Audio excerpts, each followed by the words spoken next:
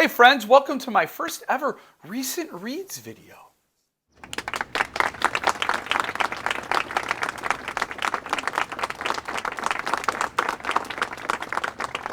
I've seen a lot of people do this where they bundle a bunch of books they've read into one great review video of epic proportions. Since I'm a slow reader, I often don't get a chance to bundle a bunch of books together like that because I don't listen to audiobooks on like 5 times the speed, for example. So I have to sit and read it when I have time. And I like that. I prefer to read the book with my eyes on paper, not a screen and not audio, but that's just my preference. If I still commuted to work in a car, I would opt for the audiobooks. I think that's a cool idea. But anyway, so I ingest my books a lot more slowly. But here I had the opportunity to share a bundle of books with you that I had a lot of fun reading. These are all winners. Highly recommend each one of the books I'm about to go through. First up is A Confederacy of Dunces by John Kennedy Toole. I had a lot of people recommend this book to me. It won the Pulitzer Prize.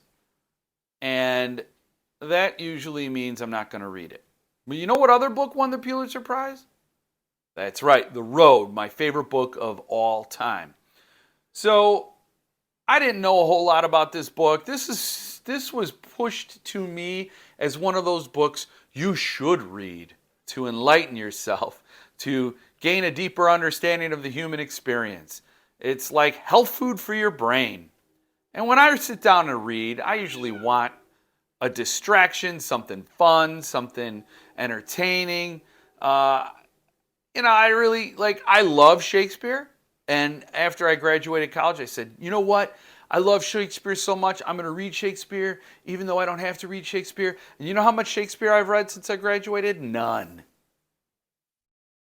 So I understand the brilliance of the written word and how it can be amazing, even in these dense tomes that seem inaccessible. So if something wins the Pulitzer or is a literary treasure, I'm like, yeah, I know I should read it, but I don't. Well, this time I had this book from a thrift shop. I think I paid like a couple $2-3 for it back in Chicagoland, and it sat on my shelf, and I had always been meaning to get to it. And it's a beefy little baby. You can see it's got quite a page count, and the type is kind of small.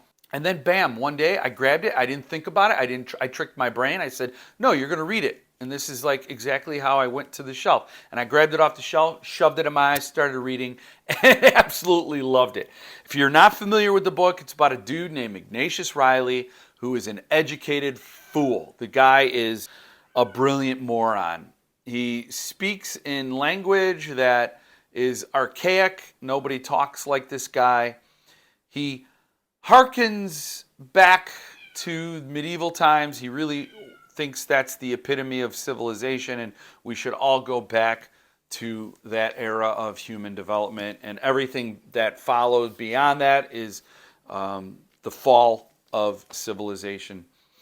And it doesn't really have a point, this book. It's kind of a book about nothing, the same way Seinfeld was a show about nothing.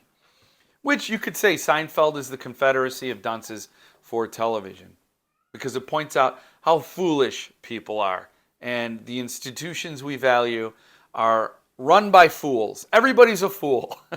And this book really takes a swipe at those institutions.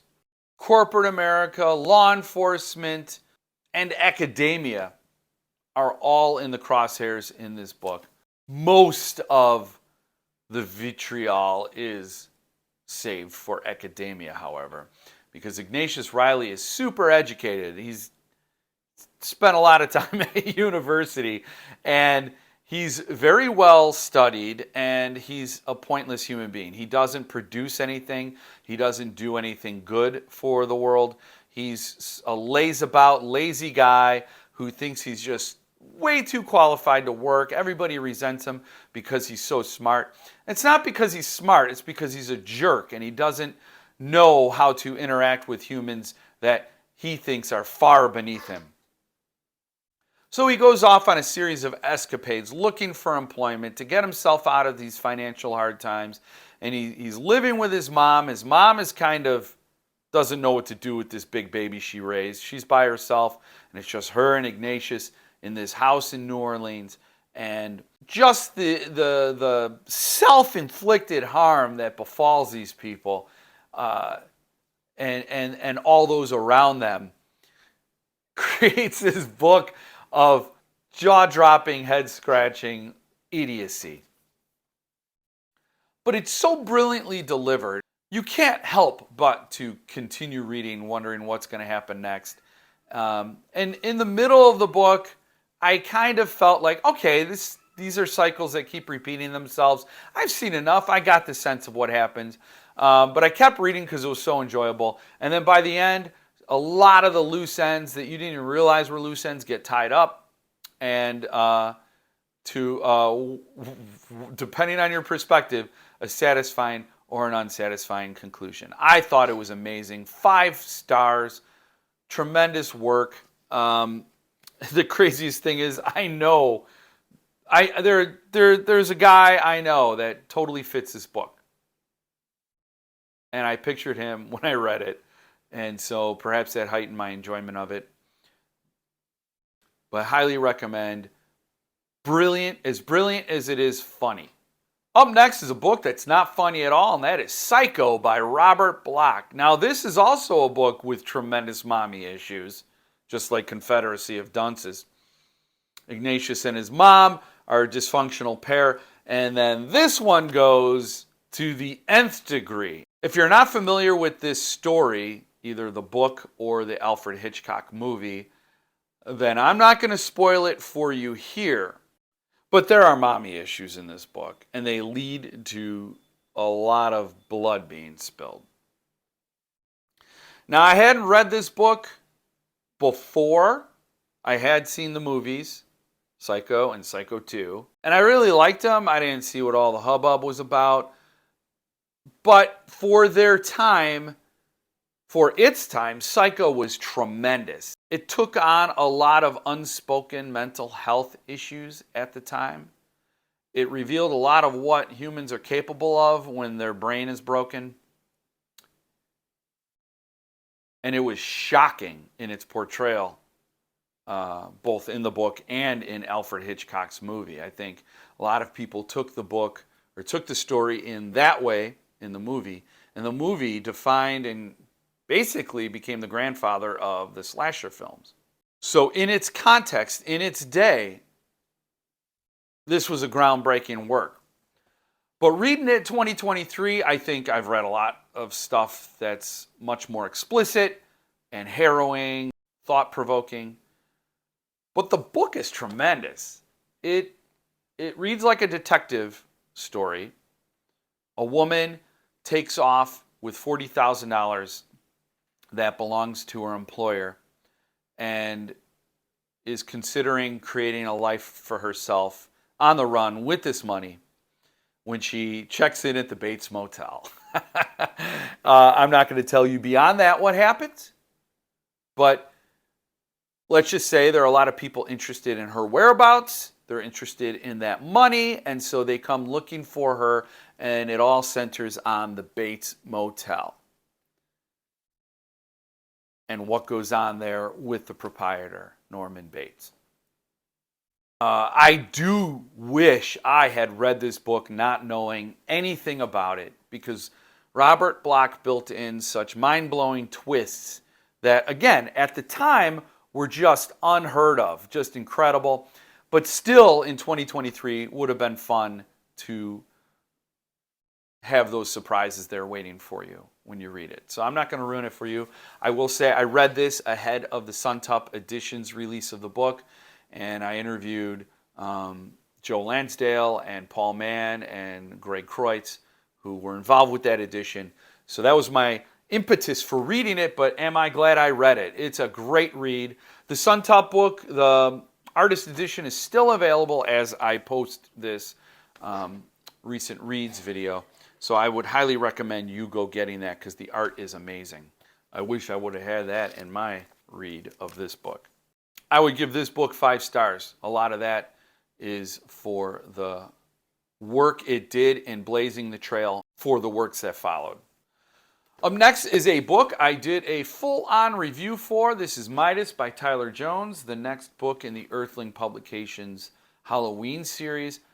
Great read. I did a full-on review, but I wanted to include this in my recent reads video because I loved it so much. I can't recommend it enough. I think Tyler Jones is going to be a big name in horror, if he's not already, because that sounded kind of bad. I don't know. This was my first book from him, but he has a collection out there called Burn the Plans that people have said is amazing as well. This is a book set in 1859 about a preacher and his wife who lose their son to an unspecified illness. At least if it's specified, I didn't specifically read it. And it's sad because the child was very young. It's a life taken too soon. It shakes this preacher's faith in God. And that's a hard thing to do when God is your business. And he goes off, and then circumstances bring him into a collision course with this cult leader. And it takes off from there. I'm not going to say too much about it, but it deals with grief and loss and how that can twist your priorities into something monstrous. But the book has its shocking moments, its creepy moments, its quiet moments, and they're all great. I give this an easy 4 stars. This may be one that ages on my shelf and in my brain and gains stars. I don't know. It can happen. The more you reflect on it, the more you like something. This is a book I definitely want to reread. And it is available from Earthling Publications right now with amazing art, with a signature by Tyler Jones, with a signature by Josh Mallerman, and an introduction, and well worth the nice price of $60. And then finally, I have a book by one of my favorite authors, and this is my favorite book by one of my favorite authors. This is How the Skin Sheds by Chad Lutzke. Awesome read. The book is dedicated to Joe Lansdale. And I could see why when I read it. It's a splatter western, which is a genre of horror that's set in the Old West and has a lot of blood splatter. So it's gory and westerny and things like that. But it's dedicated to Joe Lansdale, and I could totally see why. It has Joe Lansdale vibes, but it also has Chad Lutzke's laid-back style, where I think I can best explain it as horror is a way of life. Why be shocked by the horror you see around you when it's sort of, yes, you're resigned to it? I don't think that's entirely fair, and you could read the book and come up with your own definition of that, but Chad Lutzke definitely has this laid-back style that's different than any other author I've ever read, and I really dig it, really clicks with me. This is not a laid-back book necessarily. This book is about this psycho, this crazy man, who murders this woman and assaults her daughter. And when the woman's brother comes to visit, he finds this devastation, this crime scene, and he vows to get the man who did this. So he takes his niece along on a horse, partners up with a friend of his, and they go out and they do a bounty hunting thing, and they go to find this guy and bring him to justice. Old West justice. And that is a great premise for a book that reminded me of Joe Lansdale's The Thicket, but again, a style entirely of Chad Lutzke's making. One with a lot of surprises, a lot of amazing developments, some humor, pinch of humor in here. As dark subject matter as this is, there was still room for funny moments. Just a tremendous book. It's a very short read. You can probably blaze, people who read any faster than I do could probably blaze through this in an afternoon. And you're going to have a wonderful time reading this book. 5 full stars. My favorite Lutzke to date. There's a lot of Lutzke I need to read. And Lutzke's one of those authors where, the books gain stars because I reminisce about A Foster Home and Flies or Skullface Boy. And I'm like, Those books, they age well in your memory. They're great reads. So if you've not read Chad Lutzke, I highly recommend you do so. Cannibal Creator is another great one. But How the Skin Sheds is brutal, bloody, great time from Chad Lutzke. 5 stars. Go get it. Just, I don't even know why I keep saying it. I'm just going to keep saying it until you buy it. Maybe that's how I hold you hostage. I just keep talking until you buy it. And then when you buy it, then I stop talking. It's kind of blackmail, but that's what I got. It's extortion, not blackmail, stupid. Now I'm going to call myself stupid for a little while. So that's it. Those are my recent reads. 4 excellent books, man. You got to get out. You got to get them. Got to get them. A lot of fun. I wish I could reread these for the first time again. That's how much I liked them. So go out and get your first reads on. And thank you for joining me this time. I look forward to seeing you again next time. And in the meantime, stay frosty.